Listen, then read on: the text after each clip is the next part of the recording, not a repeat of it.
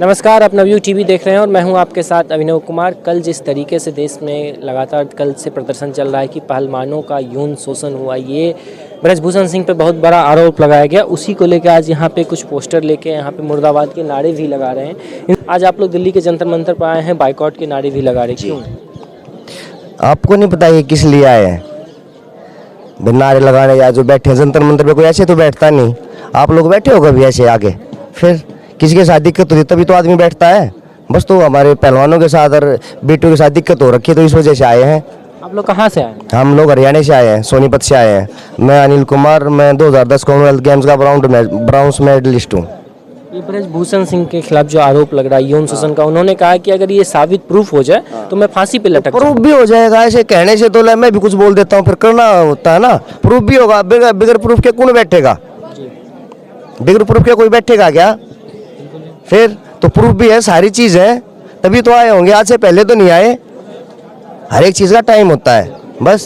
तो आप लोगों का पहुंच सीधे गृह मंत्री तक है, प्रधानमंत्री मोदी तक है, हर जगह आप लोगों का पहुंच। स्टेप बाय स्टेप चलेंगे ना, स्टेप बाय स्टेप चलेंगे। अगर यहाँ पे सुनवाई नहीं होगी फिर ऊपर जाएंगे। ब्रजभूषण सिंह से क्या कहना चाहते हैं? यही कहना चाहते हैं, तो जो अपनी मनमानी करते हैं वो नहीं चलेगी बिल्कुल भी, और लड़कियों का जो शोषण होता है वो नहीं होने देंगे बिल्कुल भी। अब जैसे ये हमारी पहलवान है भाई, इनके कितने साल और कर लेंगे? ये 1 साल 2 साल और कर लेंगे, उसके बाद फिर जो नई बच्ची आएंगी, आपकी बहन होगी, आपको पता लगेगा कि फेडरेशन में ऐसा चल रहा है तो आप भेजोगे स्पोर्ट्स करने उसको। फिर यही चक्कर, यही बात है, और इसीलिए आए हैं। हाँ, आप लोग युवा हैं और यहाँ दिल्ली के जंतर मंतर पर आए हैं। ब्रजभूषण सिंह से क्या कहना चाहते हैं कि युवा होने के नाते? बस ये नहीं चलेगा जो इन्होंने चला रखा है ना, ये अपना जो मनमानी करते हैं, अपना जो इनका मन करता है अपना वो करते हैं। अपना बच्चों का यहाँ लड़कियों का पहले पटियाला कैंप लगता था, इन्होंने उठाकर अपना फेडरेशन इनकी आते अपना लखनऊ में कैंप लगा दिया। भाई ये किस लिए लगा दिया? वहाँ इसका घर है, अपना जो इनका मनमानी चलती है वहाँ चलाते हैं अपनी मनमर्जी की। तो ये बार बार ये भी कहा जाता है कि लखनऊ में बार बार क्यों कैंप लगाए थे, इसके पीछे की क्या वजह है? वहाँ पे घर है, अपना एरिया, आदमी मजबूत कहाँ पे रहता है? अपनी जगह पे, अपने घर पे तो मजबूत रहता है। अब मैं मैं रहने वाला दिल्ली का हूँ, मैं बिहार में जाए कैसे कर लूँगा? ये भी तो देखो आप लोग। अब वो बोलते हैं जैसे हरियाणा के आएंगे सर। सुनो, पहलवानी सबसे ज्यादा मेडल कहाँ के आते हैं भाई? हर एक स्टेट का अलग अलग। अब जैसे साउथ वाले हैं, वहाँ पे एथलेटिक्स बहुत ज्यादा है, तो वो हम तो नहीं बोलते कभी भी अगर एथलेटिक्स सारे वहाँ के हैं।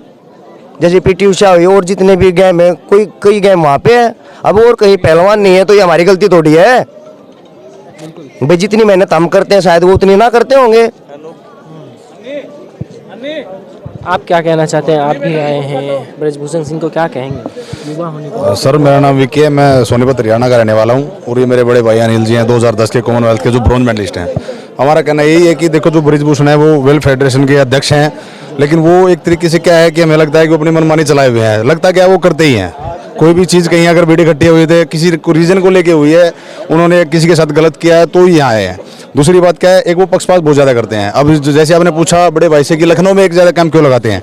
अरे हर कोई मेहनत करता है। अब मेहनत हर कोई करता है, ये ऐसा तो नहीं है कि लखनऊ के बच्चे ज़्यादा करते हैं, यूपी से ज़्यादा करते हैं, बिहार से। मेन क्या है, एथलीट जैसे साउथ के हैं।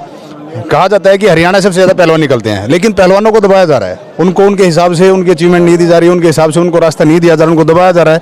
तो ऐसी मनमानी, ये तानाशाही जो चली हुई है, ये नहीं चलेगी। हमारा मेन मकसद ये है, हम तानाशाही नहीं होने देंगे। रही बात जो यार यौन शोषण की बोल रखी है, देखो, अगर कोई भी है, अगर जो हमारे नए पहलवान जो भी बच्ची हैं, लड़कियां छोटी छोटी जो भी आएंगी, अगर उनके साथ हम ऐसा होता हुआ देखेंगे तो शायद हरियाणा में या कहीं भी कोई भी कुछ भी होगा, एथलीट है या पहलवान है या कोई भी है, लेकिन हमें जैसे ही पता लगेगा कि वहाँ ऐसा अध्यक्ष साहब जो हमारे हैं वैसे कर रहे हैं, तो अध्यक्ष है, इसमें कोई भी टीम जो भी है उनकी हमें नहीं पता कौन कौन है वो, लेकिन मेन जो ब्रजभूषण का नाम सामने आया, हमारा मेन मकसद यही है कि उनके साथ ऐसा कुछ ना हो, हमारी बच्चों को आगे जाने का मौका मिले, और ये तानाशाही हम दोबारा से नहीं होने देंगे। और ये जो धरना प्रदर्शन हमारा, ये अनिश्चित काल है, जब तक हमें इंसाफ नहीं मिलेगा तब तक हम यहाँ से नहीं उठेंगे। लेकिन सर, सवाल एक ये भी उठ रहा है कि आज कल से आप लोगों का धरना प्रदर्शन चल रहा है दिल्ली के जंतर मंतर पर, लेकिन जब कल प्रेस कॉन्फ्रेंस में ये कहा गया कि ये जो यौन शोषण का काम है ये बहुत दिन से, लंबे समय से चल रहा है। मेरा सवाल पूरा हो जाए, यौन शोषण का काम बहुत दिन से चल रहा है, लेकिन फिर आप लोग आज इसका आवाज़ उठाने पहले क्यों नहीं उठाए? देखो, यौन शोषण का काम बहुत लंबे समय से चल रहा है। बात आपकी कहाँ तक ठीक है कहाँ तक नहीं मुझे नहीं पता,